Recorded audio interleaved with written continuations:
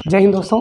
तो आज का यह 16वां सेशन है। इसके पहले मैं 15 सेशन कर चुका हूं। तो आइए आगाज़ करता हूं। यहां से 10 या 11 क्वेश्चन लिए जाते हैं, जिसके तहत आपको काफ़ी क्वेश्चन 5 से 10 क्वेश्चन एक्स्ट्रा बताया जाता है हर क्वेश्चन से। तो आइए स्टार्ट करते हैं। सबसे पहले देखते हैं पहला क्वेश्चन। ऑस्ट्रेलिया की राजधानी किस प्रांत में स्थित है? यदि आपको पता हो तो कमेंट बॉक्स में छाप दीजिए। ठीक। अगला, सिंधु नदी का उद्गम स्थान कौन सा है?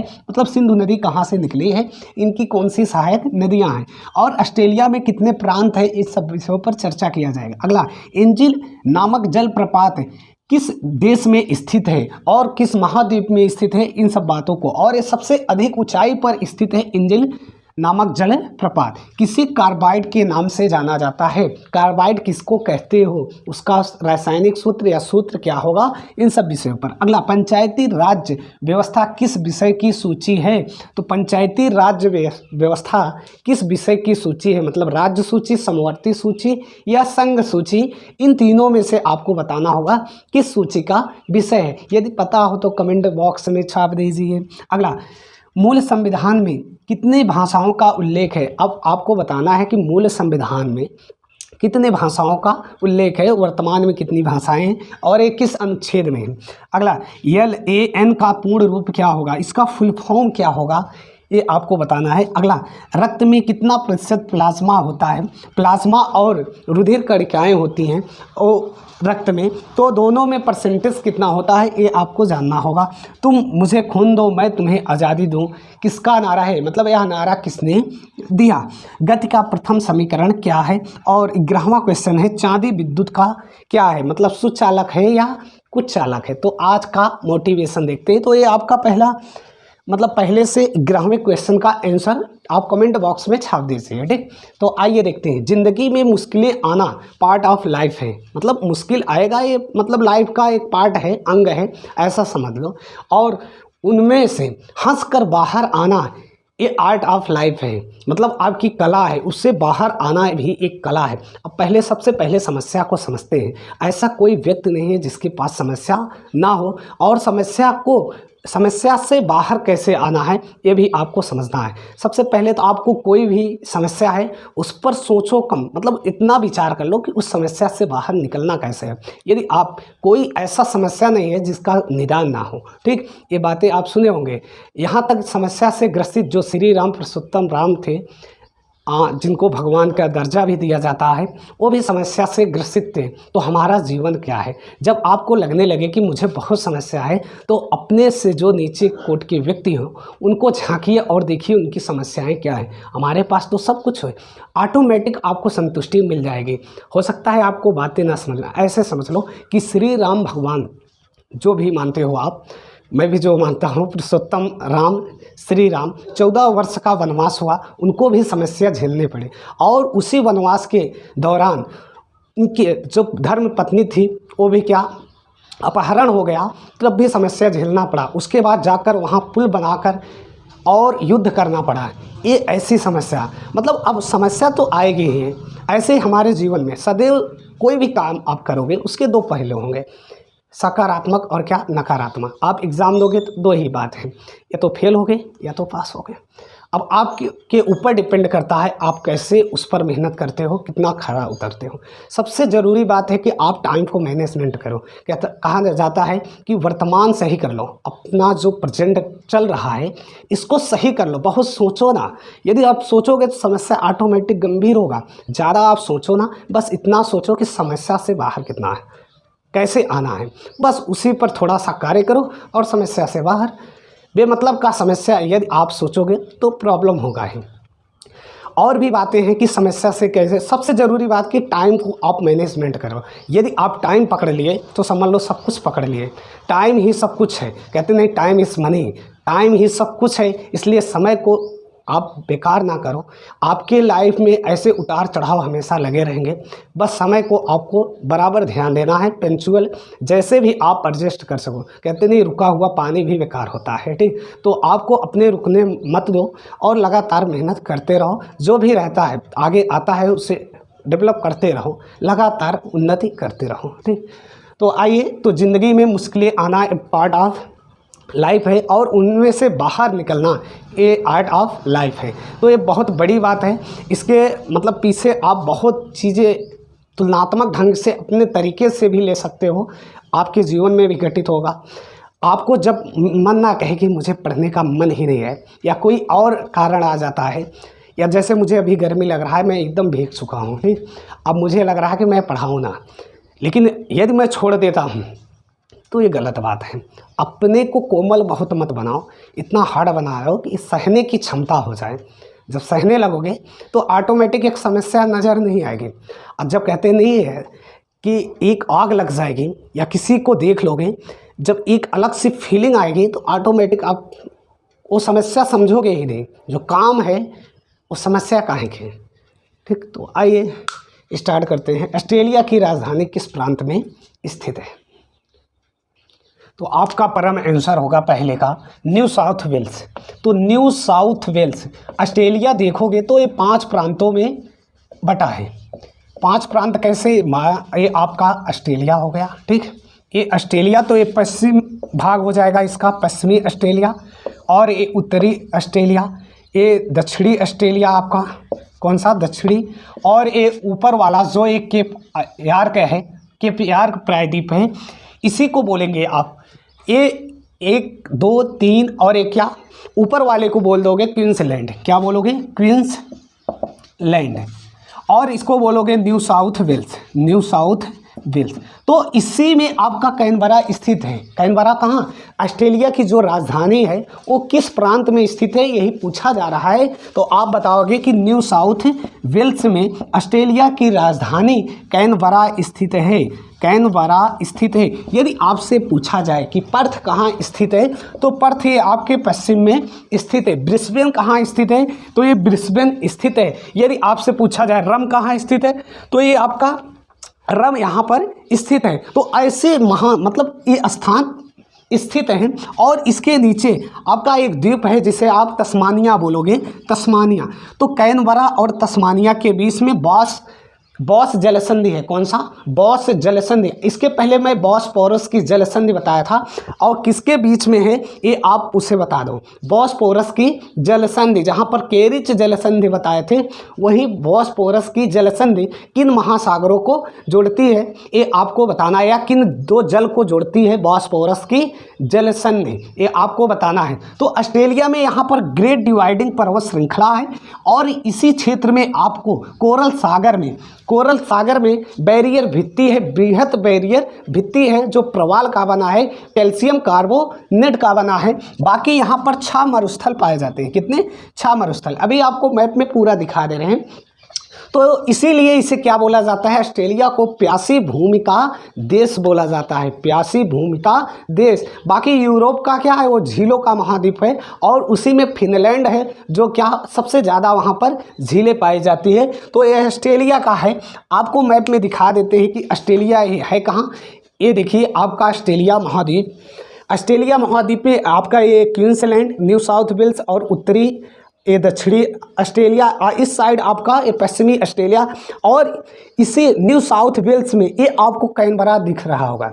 कैनबरा दिख रहा होगा। कैनबरा के अलावा अब आपको देखना है कि ग्रेट डिवाइडिंग पर्वत श्रेणी जो जिसका नाम, और यहाँ की सबसे ऊंची जो चोटी है ये है, ठीक, का इसको करके है। बाकी ये केप यार्क प्रायद्वीप है। ये बृहत बैरियर भित्ति ये कोरल सागर के पास में ही जो विश्व की सबसे बड़ी क्या है? बैरियर भित्ति है, जो प्रवाल जीव का बना होता है उसके ऊपर वाले कवर से कैल्शियम कार्बोनेट के, ठीक। ये आपको बात ध्यान रखना है।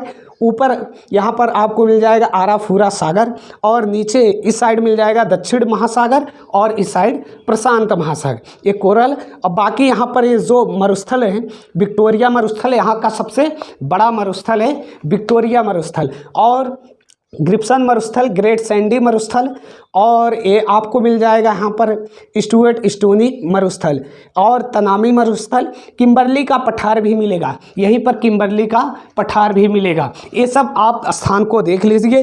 प्लस आपको एक जानकारी और यहाँ से कि डाउन्स घास के मैदान यहीं पर मिलते हैं।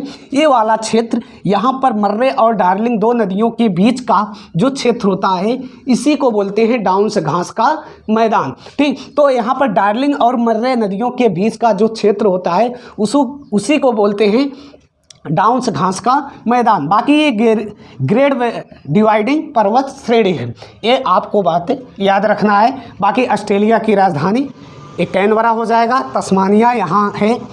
बॉस जल संधि, बाकी बॉस्फोरस जल संधि आपको बताना है। चलिए अगला क्वेश्चन पर चलते हैं।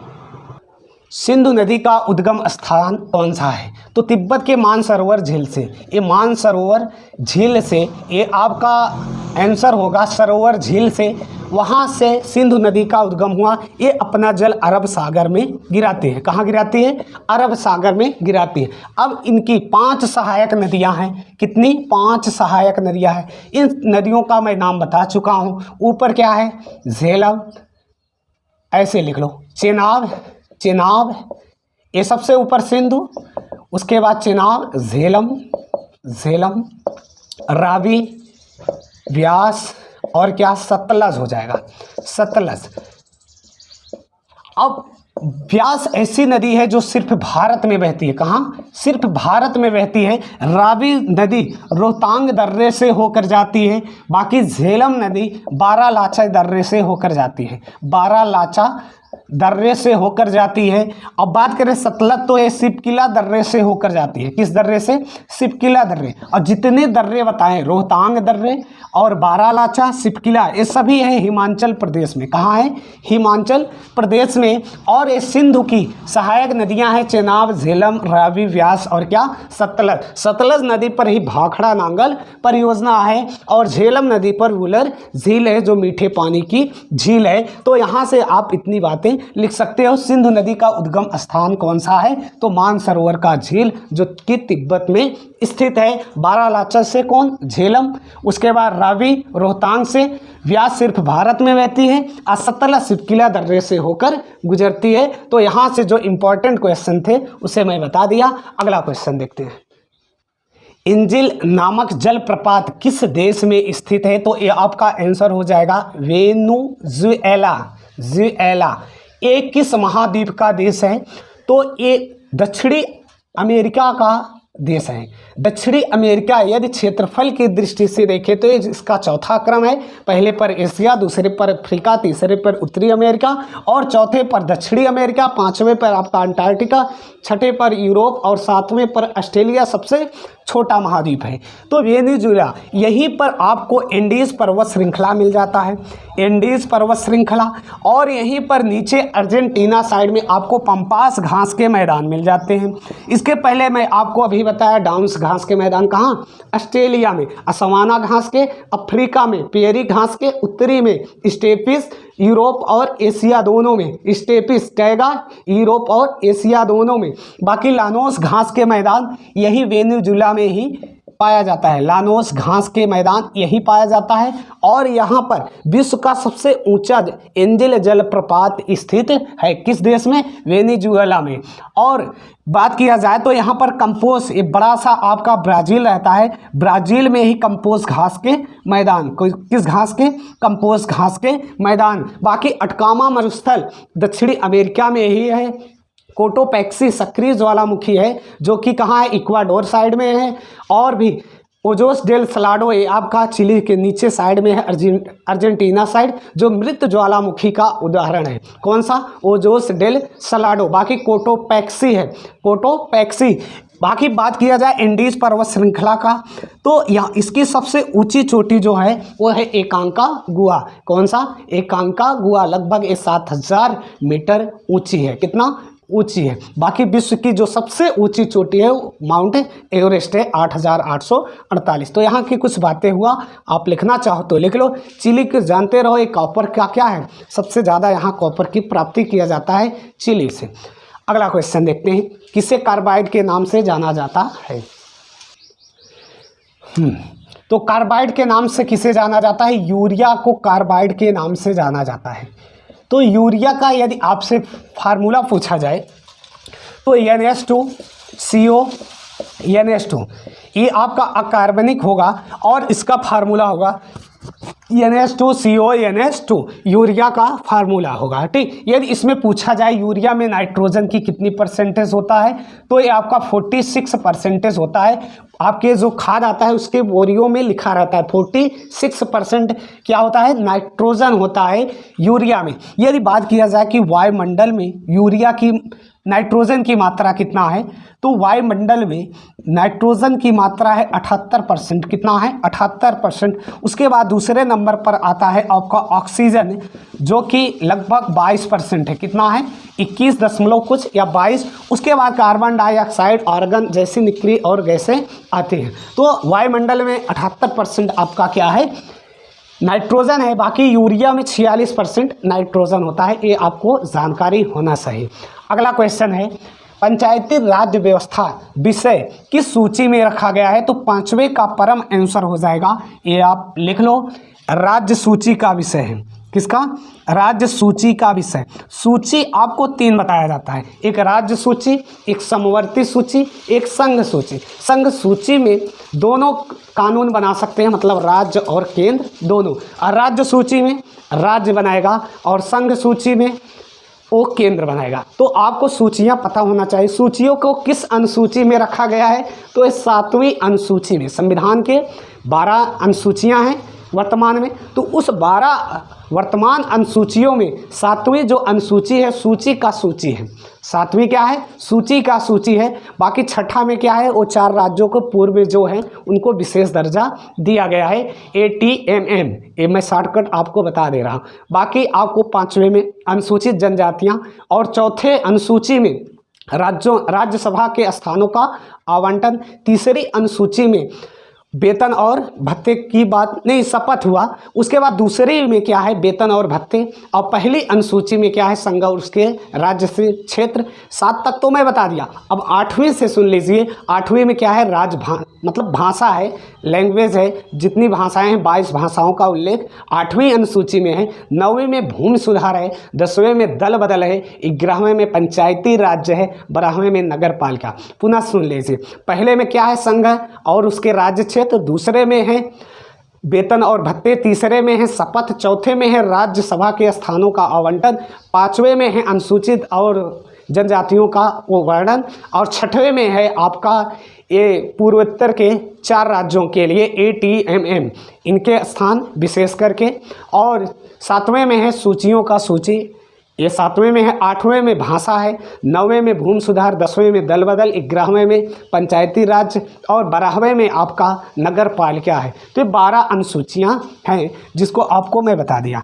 तो राज्य सूची का विषय है क्या, पंचायती राज्य व्यवस्था। यदि आपसे पूछा जाए कि पंचायती राज्य व्यवस्था कब लाया गया, तो 2 अक्टूबर 1959 को उस टाइम थे प्रधानमंत्री जवाहरलाल नेहरू। जवाहरलाल जवाहरलाल नेहरू थे।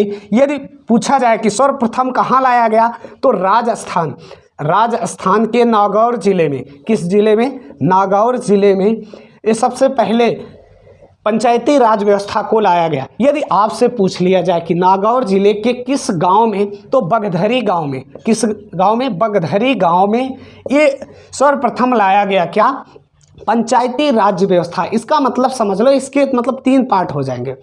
मतलब ग्राम पर ग्राम पंचायत, और जो ब्लॉक पर होगा वो पंचायत समिति, और तीसरा हो जाएगा जिला परिषद, जो जिला पर स्थित रहेगा। तो इसके 3 स्तर हो जाएंगे। तो सर्वप्रथम कहाँ लाया गया था, तो ये राजस्थान के नागौर जिले के बगधरी गांव में। और कब लाया गया था, तो 2 अक्टूबर 1959 में। उस टाइम थे जवाहरलाल नेहरू। तो आपको ये बातें समझ में आए। यदि आपसे पूछा जाए कि यह किस संशोधन द्वारा लाया गया, तो 73वें संविधान संशोधन 1993 के द्वारा लाया गया क्या, पंचायती राज्य व्यवस्था। किस समिति द्वारा, तो बलवंत राय मेहता समिति के द्वारा ये पंचायती राज्य व्यवस्था को लाया गया। बलवंत राय मेहता समिति याद रखना। 2 अक्टूबर 1959, नागौर जिला, राजस्थान, बगधरी गांव। कौन सा, बगधरी गांव। और 11वीं अनुसूची, 12वीं में नगर पालिका, 10वें में दल बदल। तो यहाँ से ये बातें निकल कर आता है। चलिए अगला क्वेश्चन देख लेते हैं। तो मूल संविधान में कितने भाषाओं का उल्लेख किया गया है, तो ये आपका परम आंसर हो जाएगा 14 भाषाएं। 14 भाषाएं मूल संविधान में उल्लेखित किया गया था। उसके बाद 3 संशोधन लाकर 1968, 1992 ऐसे करके और भी भाषाओं को जोड़ा गया। तो मूल संविधान में 14 भाषाएं, एक किस अनुसूची में है, तो अनुसूची आपका हो जाएगा 8। किस अनुसूची में? 8वीं अनुसूची में एक भाषा है। और वर्तमान में देखा जाए तो 22 भाषाओं का उल्लेख है, 22 भाषाओं का उल्लेख है, जिसमें अंग्रेजी ये नोटेड पॉइंट है, अंग्रेजी को राजभाषा में नहीं रखा गया है, संविधान में अंग्रेजी नहीं है। और आपके जो संसद होता है उसमें अंग्रेजी क्या है?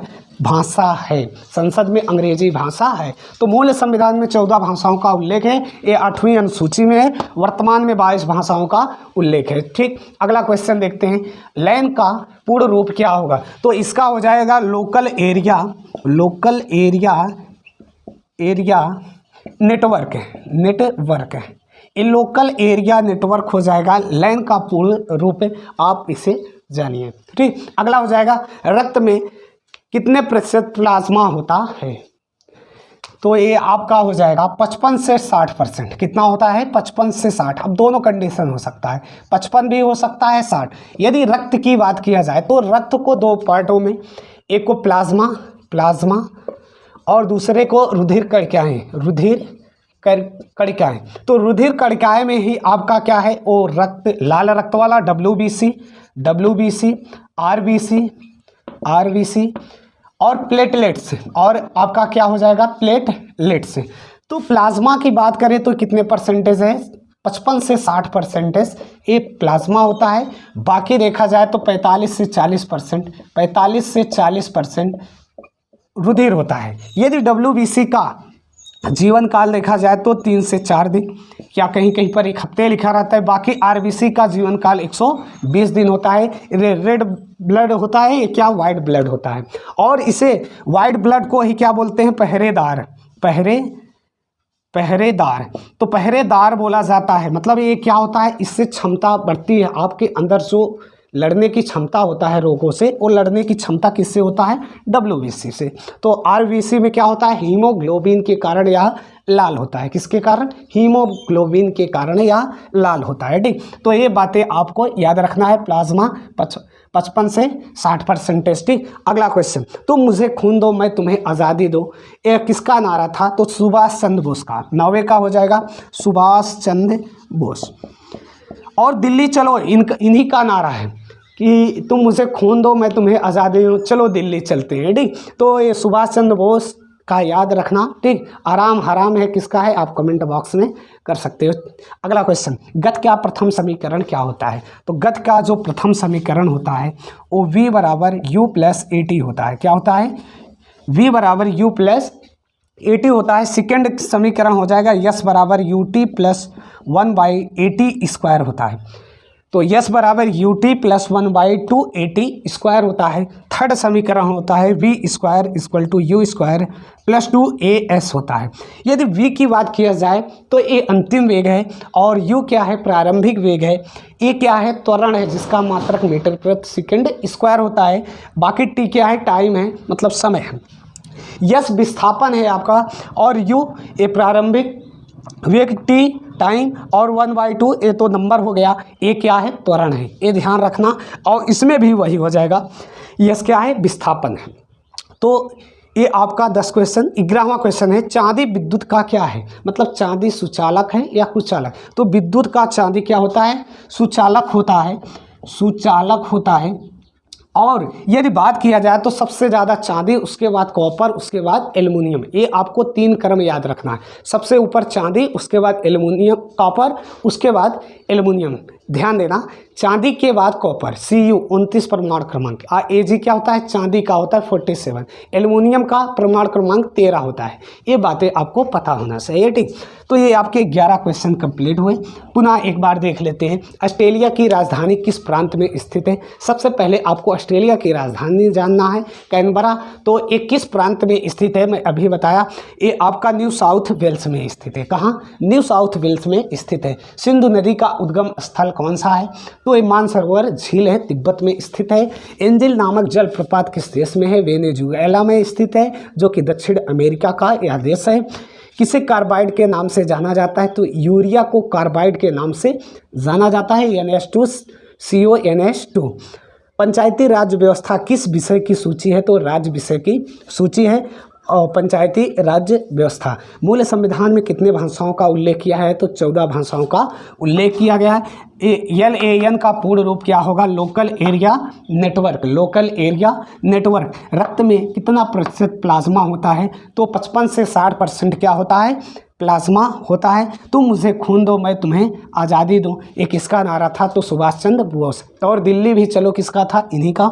गत का प्रथम समीकरण क्या होता है? V = U+AT होता है गत का प्रथम समीकरण। इनके 3 समीकरण थे जी।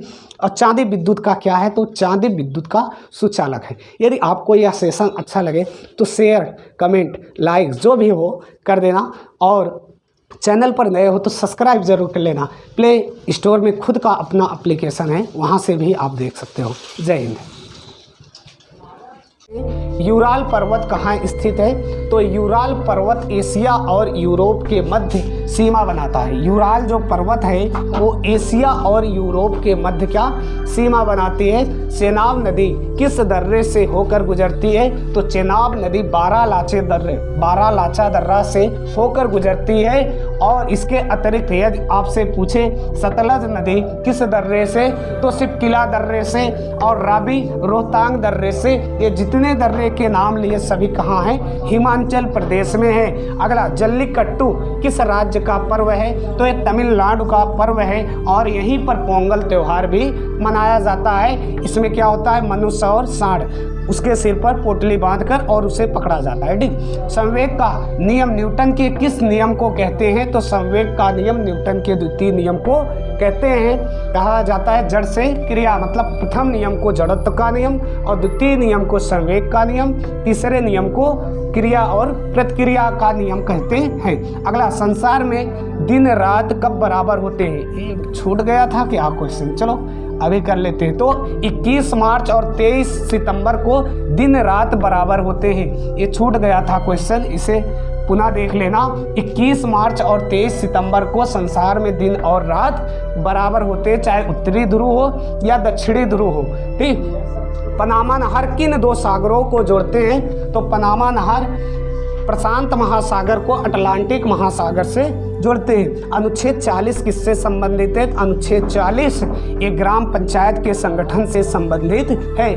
बोल्गा नदी अपना जल या पानी किस सागर में गिराती है? तो कैस्पियन सागर में गिराती है। 9वां क्वेश्चन, नर्मदा नदी का उद्गम स्थल कौन सा है? तो इसका उद्गम स्थल है अमरकंटक, जो अभी बताया गया। पश्चिम साइड में जाकर अपना पानी कहाँ गिराता है? अरब सागर में। ज्वार भाटा उत्पन्न होने का कारण क्या है? तो गुरुत्वाकर्षण बल है।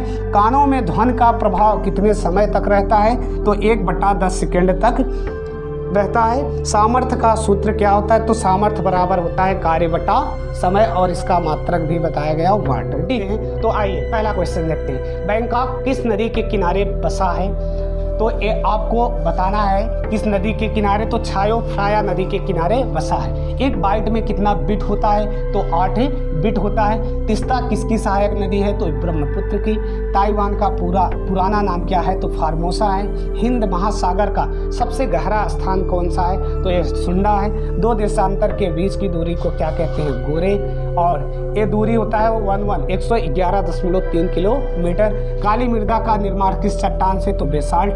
प्रथम विश्व युद्ध के दौरान अमेरिका के राष्ट्रपति तो वुडरो विल्सन थे। और गल्फ स्ट्रीम या लेब्राडोर कैसी जलधारा है? ये आपकी एक गर्म है, दूसरी ठंडी है। विधान परिषद के कितने सदस्य राज्यपाल द्वारा नियुक्त किए जाते हैं? तो 1/6। 10वीं अनुसूची किससे संबंधित है? दल बदल से।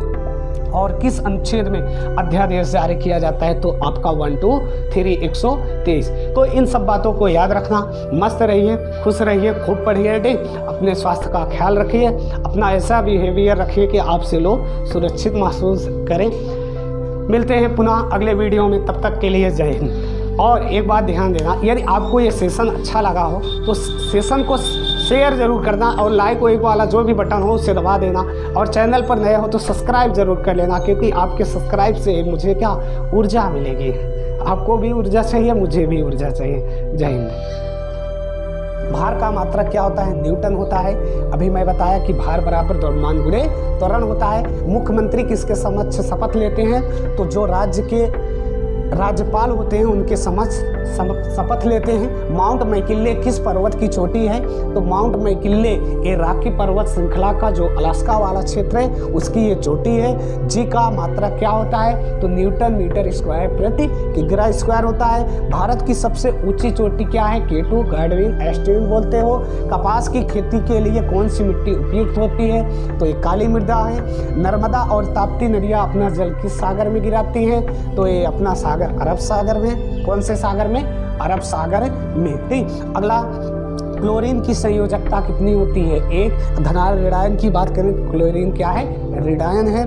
पानी का क्वथनांक कितना होता है? तो पानी का होता है 100 डिग्री सेल्सियस। एक अक्षांश के बीच की दूरी कितना होता है? 111। याद रखना। फॉर्म क्या होता है? तो IPO का फुल फॉर्म होता है initial public offering. Initial public offering. USA और मैक्सिको के बीच कौन सी नदी सीमा बनाती है? रियो ग्रांडे नदी। विटामिन बी का रासायनिक नाम क्या होगा? तो थायमिन। ग्रीन हाउस गैस का नाम बताओ? तो कार्बन डाइऑक्साइड, ओजोन, जलवाष्प, ये सब क्या है? ग्रीन हाउस गैसें। अगला हो जाएगा जलियांवाला बाग हत्याकांड कब और कहाँ हुआ था? तो ये 13 अप्रैल 1919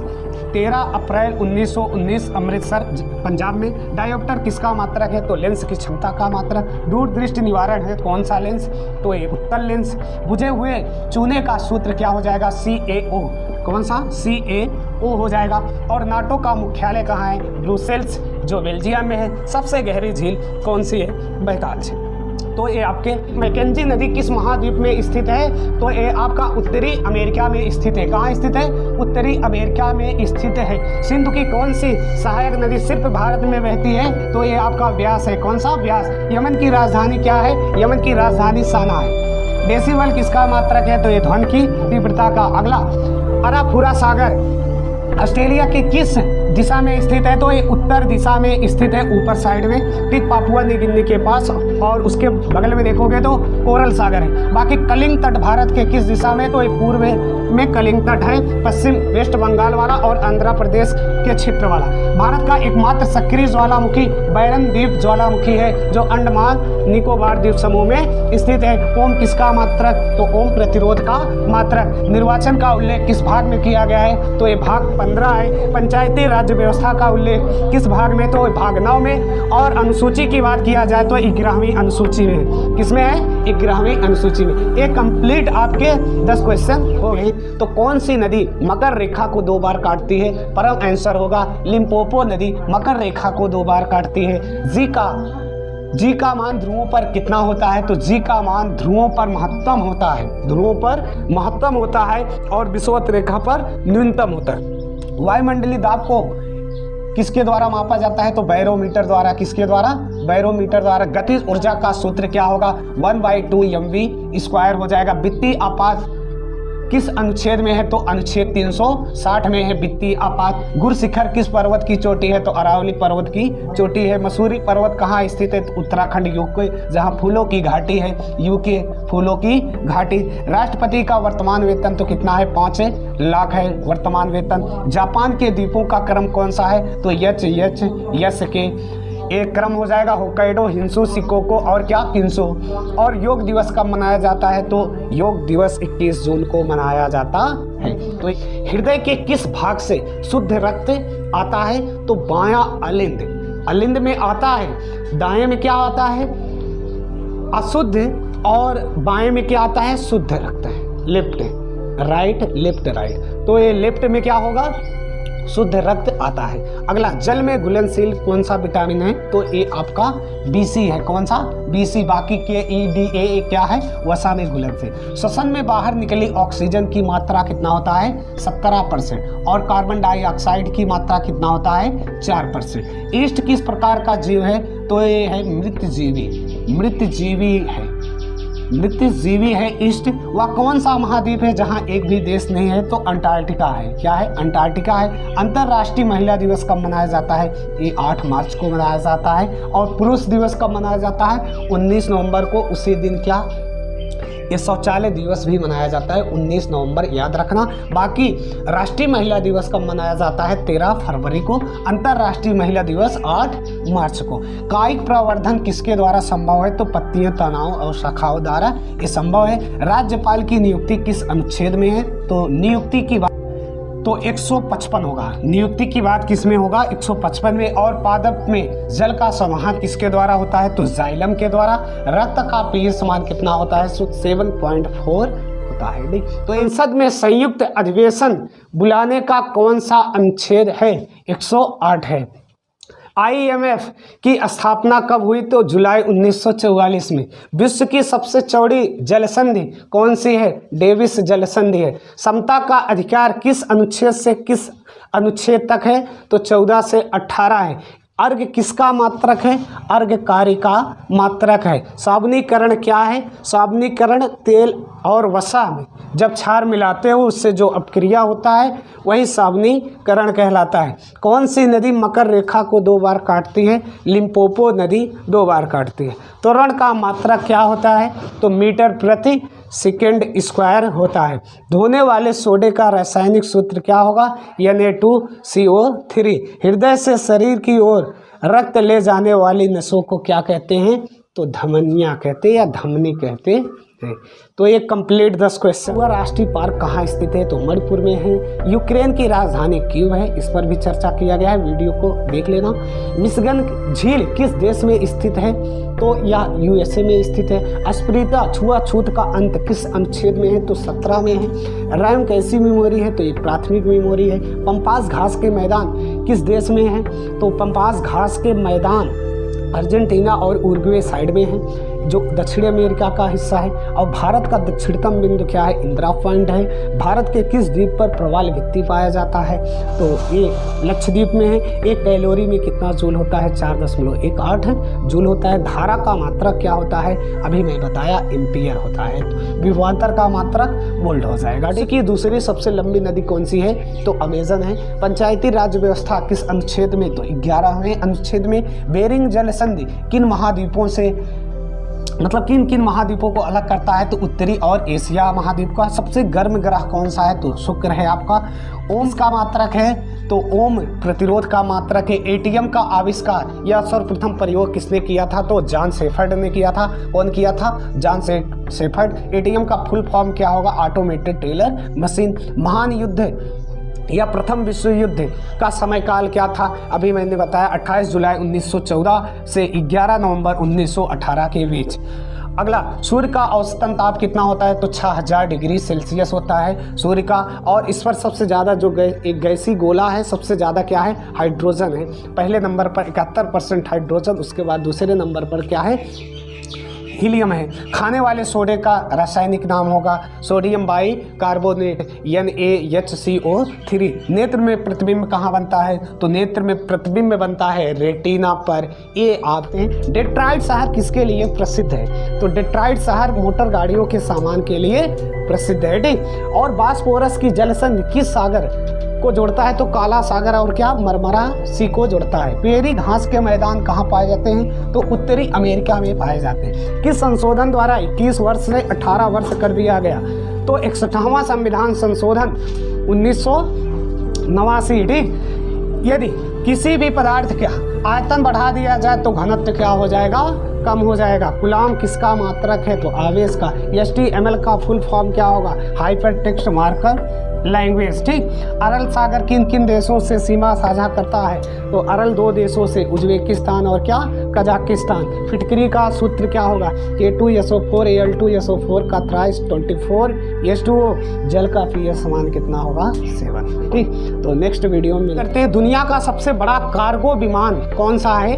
तो AN225 है। ठीक। अभी ये दुर्घटनाग्रस्त हो गया, जिसके दुर्घटनाग्रस्त होने के कारण ये काफ़ी खर्च में है। ठीक।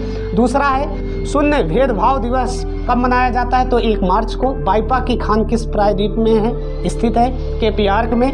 और प्राकृतिक रूप में पाए जाने वाली सबसे मीठी शर्करा कौन सी है? फ्रक्टोस है। चिली के किस क्षेत्र में अरिका स्थित है? तो ये उत्तरी क्षेत्र में स्थित है।